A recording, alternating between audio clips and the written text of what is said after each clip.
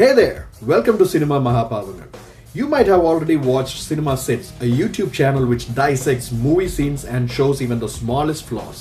Well, our show doesn't go ahead and dissect all the smallest details, simply because I'm too naughty. Actually I'm too lazy. So here we are analyzing some major sins, or I call it Cinema Mahapapangal. ഈ reload roast എന്ന YouTube ചാനലിൽ animal മൂവിയുടെ roast കണ്ടപ്പോൾ എനിക്കൊന്ന് തോന്നി ഇതൊന്ന് കണ്ടേക്കാമെന്ന്. So 3.5 മണിക്കൂർ കുത്തിയിരുന്ന് കണ്ടു. Putting aside the moral and logical fallacies of the movie, I can say that this is a good entertainer. Not a must-watch movie, but it's a good entertainer. Except for the lag after the first half mega action scene. അതൊരു ഒന്നൊന്നര action sequence ആണ്. സർദാർജിമാര് പാട്ടൊക്കെ പാടും, ബാക്ക്ഗ്രൗണ്ടിൽ എന്നിട്ട് അണ്ണൻ കുറേ പേരെ കൂട്ടിയിട്ട് വെടിവെച്ച് പണ്ടാറടക്കി കൊല്ലും. I'll come to that later. First of all, let's address the elephant in the room. Strictly adults only movie.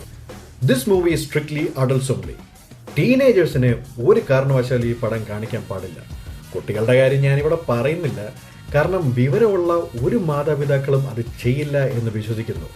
Why I'm stressing on teenagers is, see, ഞാനൊക്കെ ടീനേജർ ആയിരുന്നപ്പോൾ കണ്ടത്.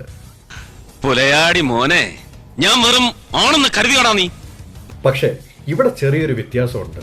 അതൊക്കെ നോർമലായിട്ടുള്ള ആൾക്കാരുടെ കഥയായിരുന്നു. ബട്ട് ഇതിൽ ഒരു സൈക്കോയുടെ വയലൻസിനെ ഗ്ലോറിഫൈ ചെയ്യുന്നു.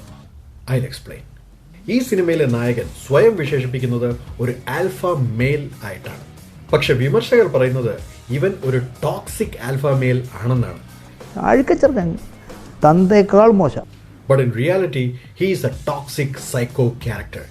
He doesn't behave like a normal human being in this movie.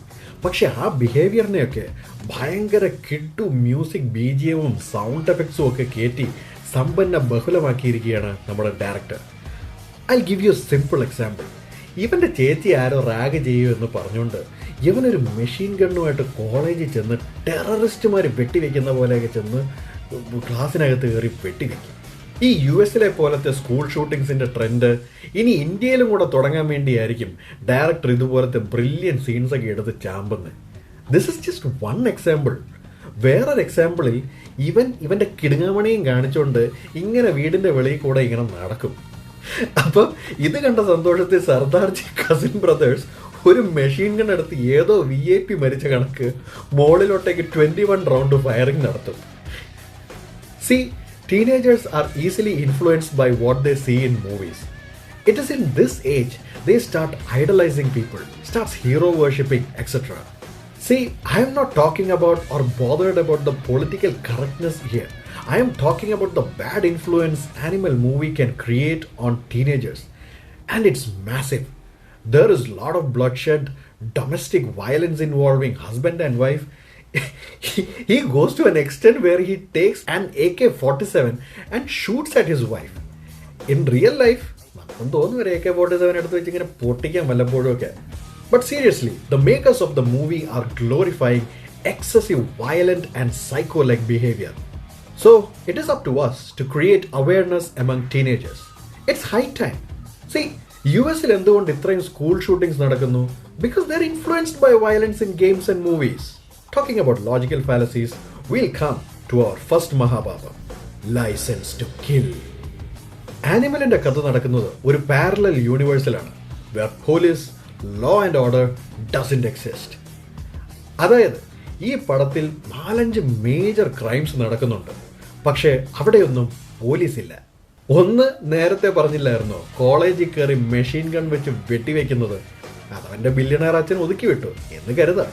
രണ്ടാമത്, he kills his brother-in-law publicly in a business meeting in a 5-star hotel. ഒരു മേജർ ബിസിനസ് കോൺഫറൻസിൻ്റെ ഇടയിൽ കയറി ഇവൻ്റെ ബ്രദർ-ഇൻ-ലോയെ കഴുത്ത് ഞെരിച്ചു കൊല്ലും. I'll give you a context. ഇവൻ്റെ bro in law 50,000 കോടി രൂപ ബിസിനസ് ഡീലിങ്സ് വരെ നടത്തുന്ന ഒരു ഇൻഡസ്ട്രിയലിസ്റ്റാണ്, ഒരു business magnate. But there is no consequences. ഒരു പോലീസ് എൻക്വയറിയും ഇല്ല, ഒരു ഇൻവെസ്റ്റിഗേഷനും ഇല്ല. ഇങ്ങോട്ട് ഇറങ്ങിക്കാൻ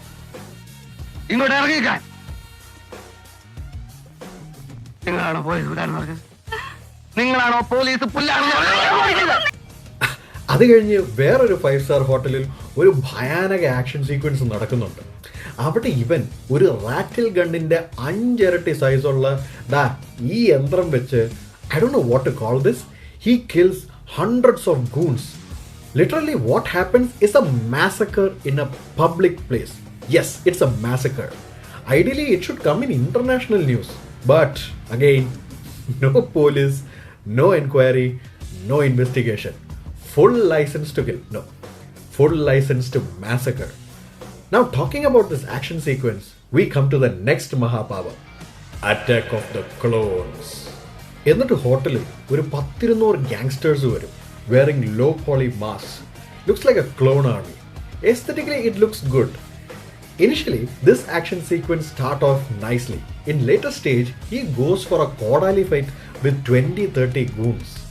ഈ ഗുണ്ടകളെല്ലാവരും കോടാലിയും പിടിച്ചുകൊണ്ട് ഇങ്ങനെ നിൽക്കുക.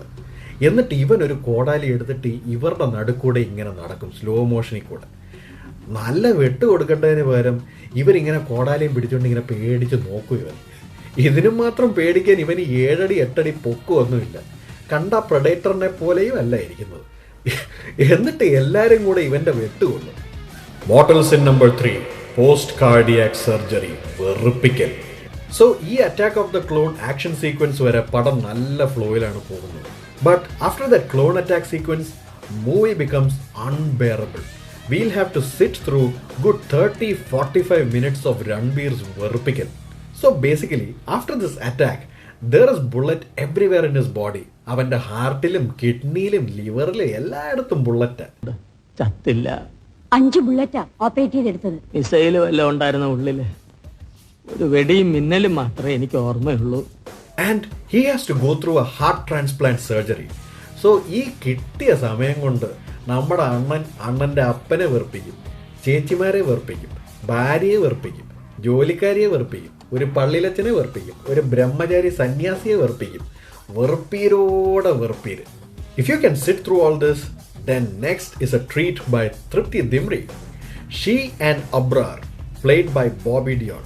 Yes, Lord Bobby saves the movie from here. Then, after Bobby dies, movie goes down again, which brings us to the last Mahapapangal, Rolex Ultra Pro Max. Guys, if you have watched Vikram movie, you might be aware of the iconic Rolex entry scene by Surya. ഇതിനകത്തും ഉണ്ട് ഇതുപോലത്തെ ഒരു climax. വിക്രമിൽ Rolex ഒരു വെട്ടുകത്തിയും കൊണ്ട് വന്നെങ്കിൽ ഇവൻ 2 വെട്ടുകത്തിയും കൊണ്ട് വന്നു. വിക്രത്തിൽ റോളക്സ് ഒരുത്തനെ ഒറ്റ വെട്ടിക്കൊന്നെങ്കിൽ ഇവിടെ 2 പേരെ 50 വട്ടം വെട്ടിക്കൊല്ലും. വിക്രത്തിൽ റോളക്സ് ഇച്ചിരി ചോര തെറിപ്പിച്ചെങ്കിൽ ഇവൻ റൂം ഫുള്ളും ബ്ലഡ് തെറിപ്പിച്ച് വൃത്തികേടാക്കും. So get ready for the second part, animal park. See, as an adult ഒരു കൗതുകമൊക്കെ തോന്നും, but I am seriously concerned of the mental well-being of the kids and teenagers watching this, especially boys, because there is a lot of bloodshed. കൊലവെറിയാണ്, Kolaveri. I don't know what our censor board is doing. The only solution to this problem is giving awareness to our younger generation. ഒരു ബോധവൽക്കരണം വളരെ അത്യാവശ്യമാണ്. Also, our censor board and government should start taking things seriously. Glorifying and idolizing a psycho is not cool. Anyways, that's it for today. Until next time, adios.